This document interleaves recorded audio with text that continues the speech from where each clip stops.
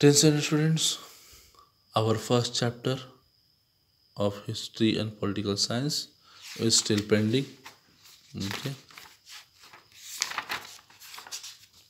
Historiography development in the West.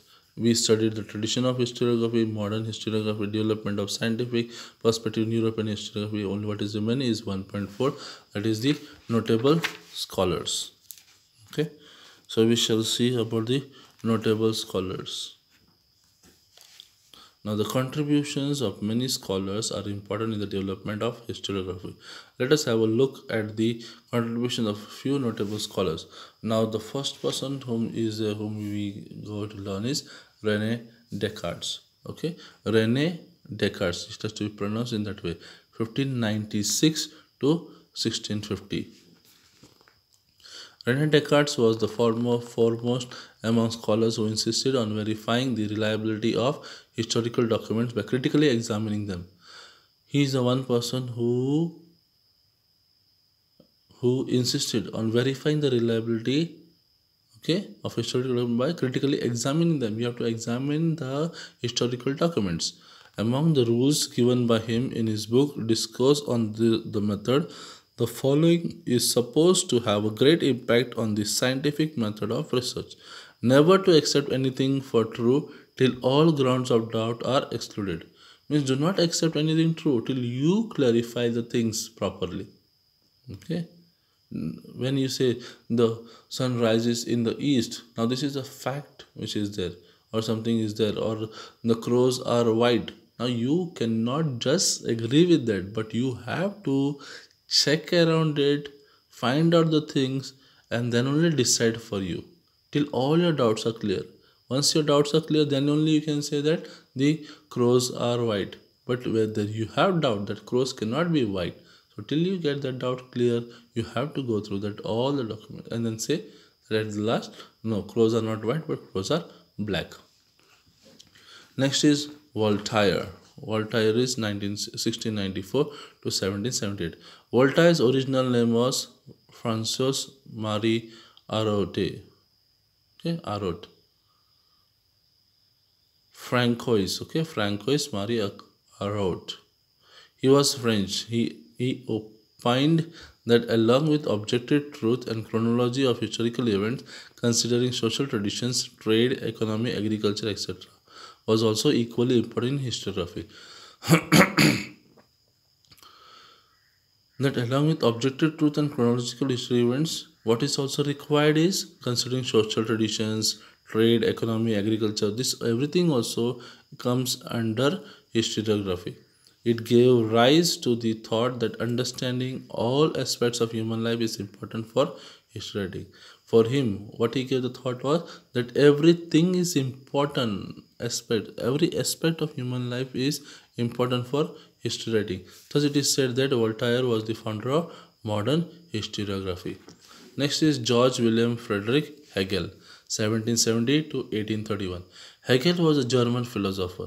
He insisted that the historical reality should be presented in a logical manner. Okay, for him, logic was important.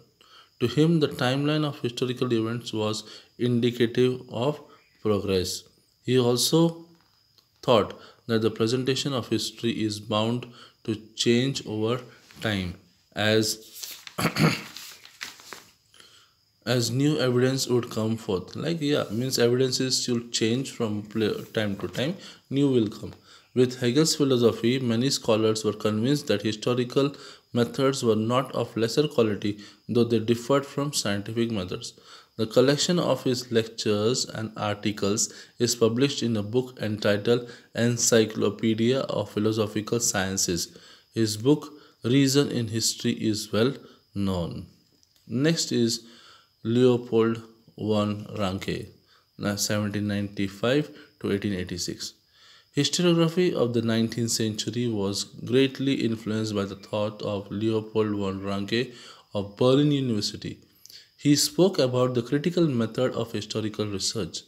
He put emphasis on the utmost importance of information gathered through original documents. He also stated that all types of documents associated with a historical event need to be examined with greatest care. He believed that with his method it was possible to reach the historical truth. He criticized imaginative narration of history. Collection of his articles is published in two books entitled The Theory and Practice of History and The Secret of World History. Now, for him, imagination was not required. For him, practicality was required. So he more concentrated on the practicality of the thing, not the imaginative. He criticized that. Next great person is Karl Marx, 1818 to 1883. In the latter half of the 19th century, a new school of thought arose, keeping in view a new thesis formulated by Karl Marx. According to Karl Marx, history was not about abstract ideas, it was about living people. Yeah, as I said, Leopold von Ranke he criticized imaginative narration of history. So here, according to Karl Marx, history was not about what you call abstract ideas. It not just happened in the what you call in the mind. No, it is real. It was about living people. Shivaji Maharaj was a living person. All Mughals were living person. All the things which happened in the past are all living persons. Human relationships are shaped by the fundamental needs of people and the ownership as well as nature of prevalent means of production to meet those needs. The accessibility of these means to different strata of the society may not be equal. This inequality causes a division of the society into classes, leading a class struggle.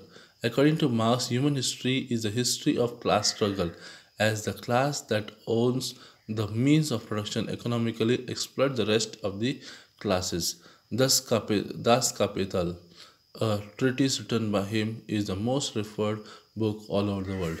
Now, what is spoken about here? The caste system is there, which is prevalent. Class struggle. Okay, the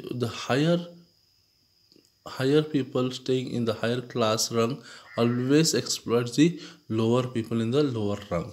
So that we see in our country also where we have class systems. Okay, not class system but caste system. Annals school.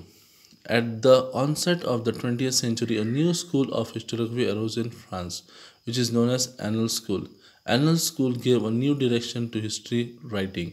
It was recognized now that history is not only about the political events, kings, great leaders, and accordingly politics, diplomacy, and wars, but also about the climate, local people, agriculture, trade, technology, means of communication, social divisions, and their collective psychology, etc. In the historical times, the Annals School was started by French historians. Now, earlier, what was their understanding of the history was only in regard to the political leaders or the leaders, great leaders, political events, kings. But then now everything changed.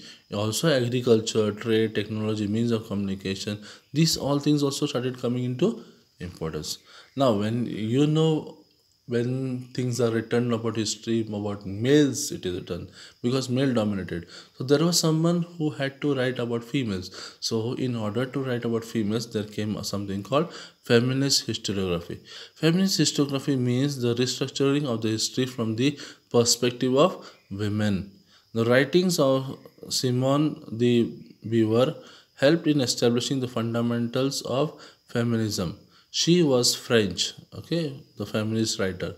The feminist historiography emphasized not only on the inclusion of women in history but also on the rethinking of the male dominated perspective of history. It drove historical research to focus in depth on various aspects of women's life, such as their employment, their role in trade union, institutions working for their cause, their family life, etc. In the historical writings after 1990, women were portrayed as an independent social class. The last notable scholar is Michael or Michel Foucault, 1926 to 1984. The French historian of the 20th century, Michel Foucault, brought forth a new concept in historiography. He, in his book Archaeology of Knowledge, argued that the prevailing practice of arranging historical events in a chronological order is not right. He drew attention to the fact that archaeology does not strive to reach the ultimate historical truth, but attempts to explain various transitions in the past. Foucault felt that explaining the transitions in history is more important. He called this method the archaeology of knowledge. Foucault subjected the so far unacknowledged areas by historians, such as psychological disorders, science of medicine, prison administration, etc., to historical analysis. Thus, the scope of historiography kept continually expanding. Writing of histories of various subjects like literature, architecture, sculpture, drawing and painting, music, dance, drama, films, and television, etc., came into practice. Now, Michael Foucault told that according to chronological order, if you mention how we have found the things will not work. But what is more important, the transition of the period from one time to another time, how it took place, that is what is more important, and that is what he tried to put in his own method. Okay, Michael Foucault. This is what we have learned in the first lesson about historiography, and that is the 1.4 notable scholars. Thank you.